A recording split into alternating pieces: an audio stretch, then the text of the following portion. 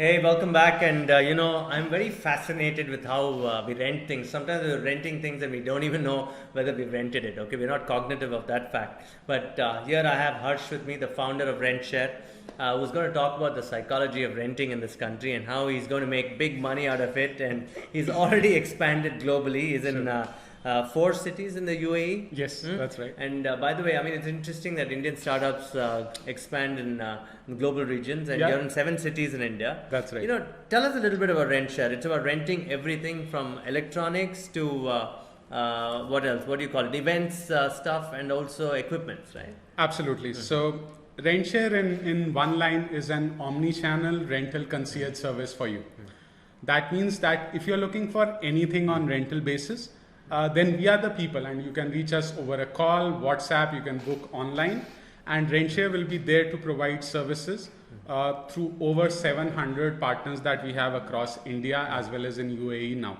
So as you rightly said, right from the day we started this company, we knew that this is a global phenomena. I was in a corporate job for 12 years. I was looking around for, what is the next thing to do.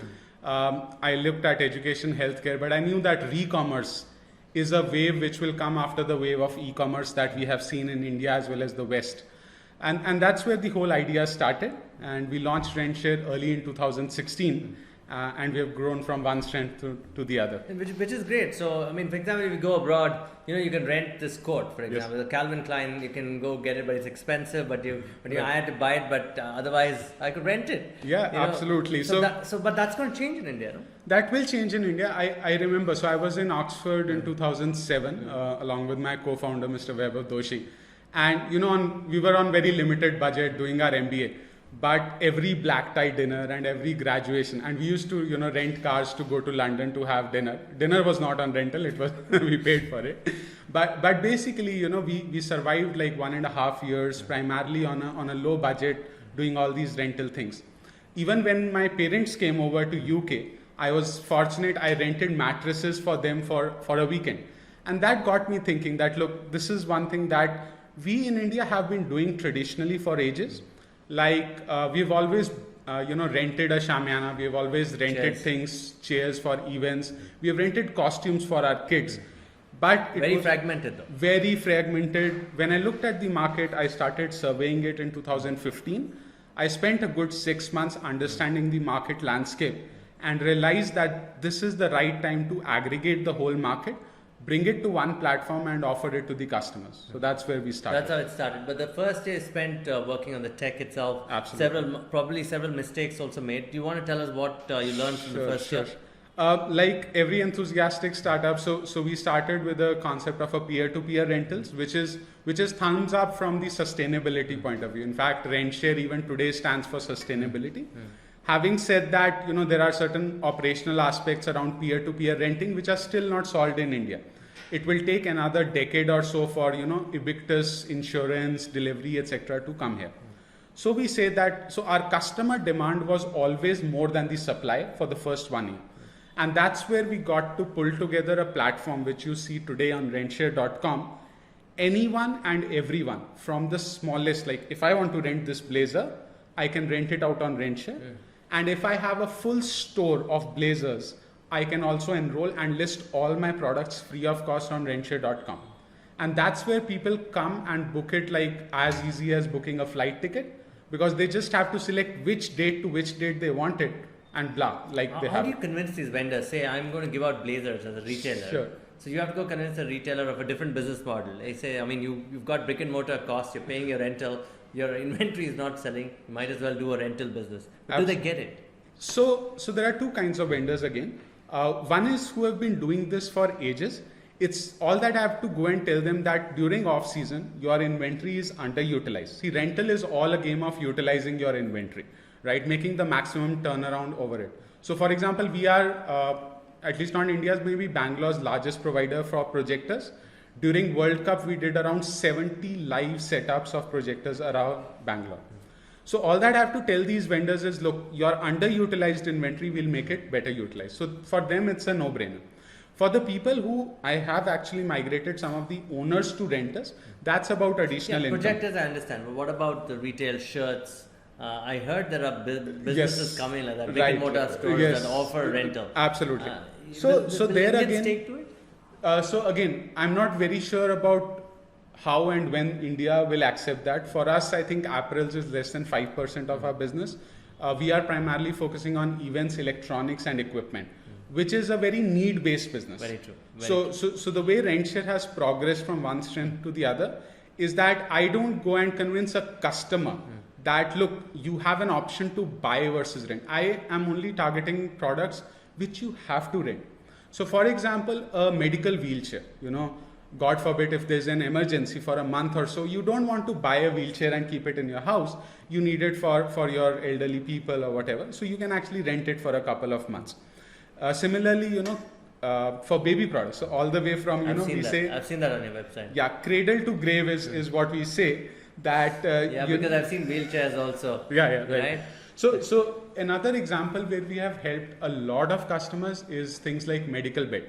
So today an Apollo or Fortis will cost you 7,000 a night to stay there.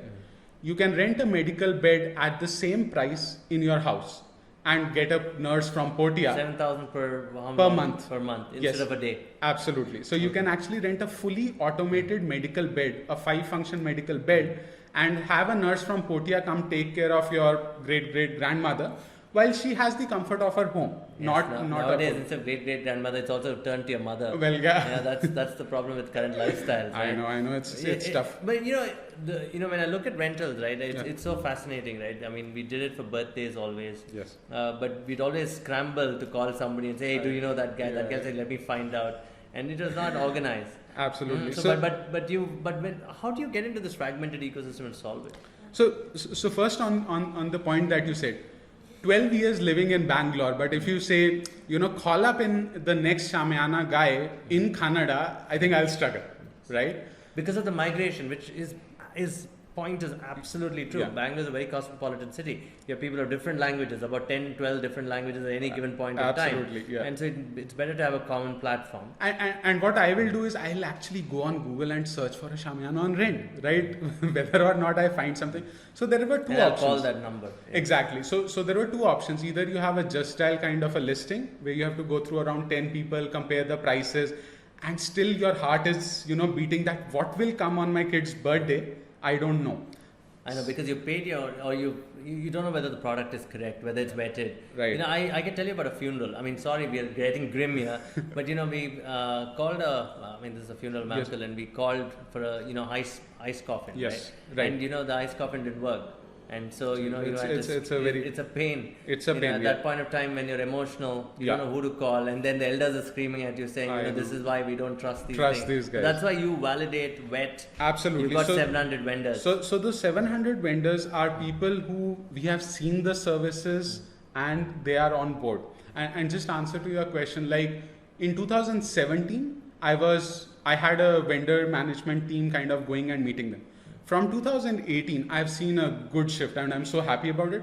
Every day around 2 or 3 vendors sign up on our website stating that they want to list their products, which is, like what you say, sitting in my office, I can have all these vendors listed out.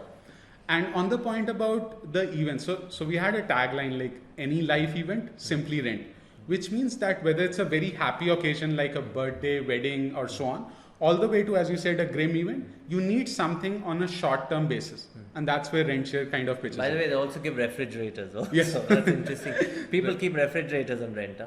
So how long? What time? What is the timeline of these contracts? Absolutely. So anywhere, I would say for a few hours. So you're organizing a party and you want to keep all the kids' cold drinks in a refrigerator, you can actually rent it for a few hours.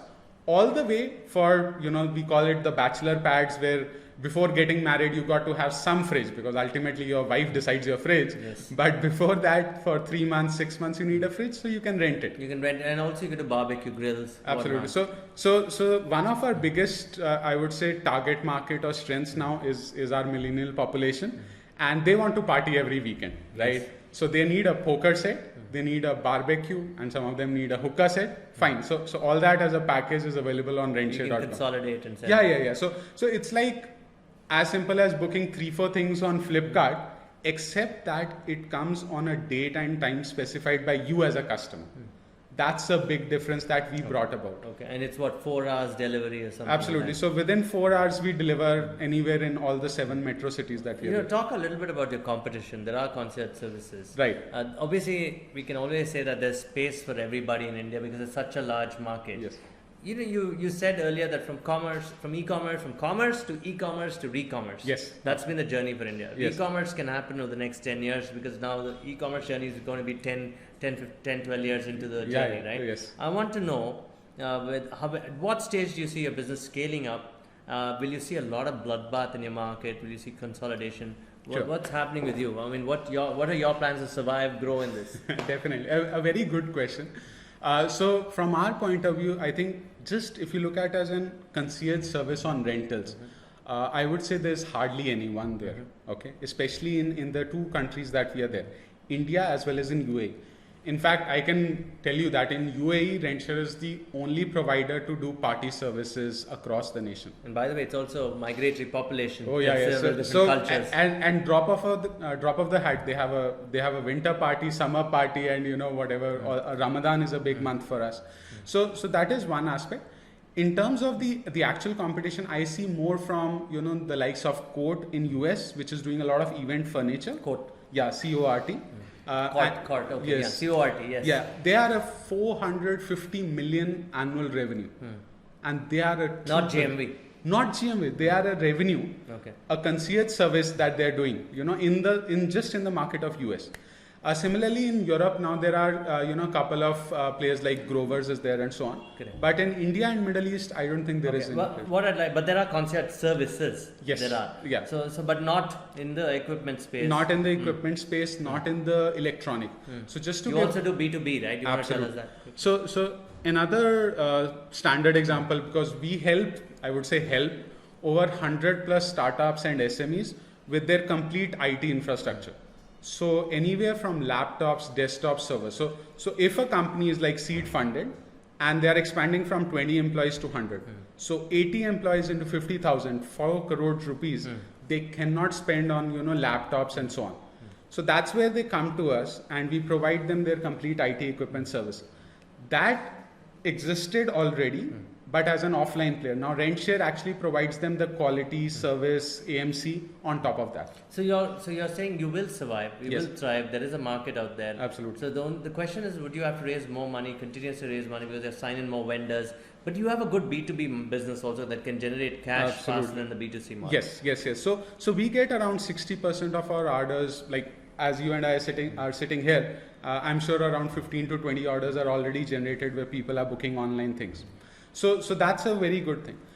In terms of survival, I just have 2 things. So RentSher is the only asset light or inventory less model that is there, which means that on each order that we generate, we get around 20% margin, which is based on the inventory of our providers. So that's actually a neat, profitable business. It's a cost per service offered, right? Exactly. You charge a margin on that. Yes, we charge a margin. Obviously, and I also want to know, the cash burn here is high for you in terms of marketing, sales. Actually, it is not. Because if I come back to the first thing that I said, so I define rental as a need-based business. I can tell you that the cost of customer acquisition for me is less than 200. And on days like Independence Day and Halloween, it is less than 12 rupees. Because people are looking for a Gandhi costume or a Halloween costume. But you spend to show up on Google. That's the only That's one. something that you can't get rid of, that monopoly, and that's scary. Well, for around 70 plus categories, we are already in SEO. Will it go organic? At what stage do you think it'll go organic, where people come directly to site instead of saying, find me a Shamiana? Yeah, sure. So we have around 60,000 customers who are spreading the word of mouth. If you look at sort of Facebook and Google reviews, so RentSher is like way ahead in terms of competition. And these 60,000 first customers that I have serviced in the last 2 years are my channels of organic growth. So every year, and this is like the 3rd year it will be from October, each birthday party they come back to us. And the 20 kids who are sitting and watching the RentSher setup, they tell their parents they want a similar ball pit. And that's how the repeats are important. The repeats is around 40% for us, which is quite a which is great. So you'll be raising more money. You're in UAE, you said 4 cities there. Right. So obviously in India, to 5 cities in India? Yeah, so we are in 5 cities. And you're expanding? So in India, the expansion is next another 5 cities. Our next target is actually our home country called UK. So we believe that there's a lot. So explanation wise, the technology. Why do you say home country? So you studied there. Yeah. So me and Weber, we believe that there's a large market for rentals in UK and Europe. In terms of the technology, it's being developed here in India. We have a very good tech team led by an ex-Googler. So she's got like 10 years of experience and developing the next level of consumer app, vendor app, and so on. And the same technology will be used to scale up, whether it's to UK, Germany, and so on. So that's what we are targeting. So you're targeting about 10 million people today. Yes. That's the first That's task. the first task that we have. And in terms of, so you've asked a couple of times about funding. So for 2018, we have already got, another interest from UAE and Saudi-based investors who want to invest and take RentSher to a further level. So we are just holding back because we want to scale up to a certain size, maybe around 10 million in terms of GMV, and then take it from there. It's about a 60 billion market globally. Yes. Right? So rental has been around a 30 billion market as of now. And with a 20-25% CAGR, we expect it to be around 60 billion in the next 5 years. Okay, let's take some audience questions because there are wonderful answers from you, and Sure. I think you like these questions. Definitely. So this is Arish. He says a friend of mine was working on a similar concept to share or rent items directly from neighbors, but found it very difficult to scale. Yeah. He says the problem was it was difficult to get user list. It was difficult to get the users to list the items themselves and coordinate with each other. How can one build trust to ensure that the transaction is smooth? It's a good question. Arish, definitely a good question. And I myself have advised, I would say, half a dozen startups into the peer-to-peer rental space. And the whole idea is that it will take a mind shift change for people to put their product on a rental basis, because it's not just the financial value, it's also the emotional value. So if you remember the scene from Three Idiots and the Sherwani which got damaged, right? So if my Sherwani gets damaged, like, you'll actually sue the company. So there is a mind shift change for peer-to-peer renting required. It's gone big, by the way, in UK. Like Fat Llama just closed a $10 million pound That's round. just peer-to-peer. I can just put this on a rental. Absolutely, it's pure peer-to-peer. And Grover's in Germany raised 22 million. It's based on peer-to-peer. India, I believe we have ample supply on the vendors part, which is what RentSher is banking upon. Which is good. So that's what Shimal asks. Okay. Sure. She says, how do you ensure security of the products that you rent out? I mean, because the vendor then wants to have it back in one piece. Absolutely. So Shimal, again, a good question. From RentSher point of view, we have a couple of things. One is that the address and ID verification of the person is always there, so that if there's any theft, loss, or damage, it can be taken care of. And in our 2 years, what we have seen is people are generally more careful when they rent anybody else's product, because there's a cost of replacement. See, you don't want to pay a cost of replacement of 20,000 for a laptop if you're using it only for a month. So people are generally more careful.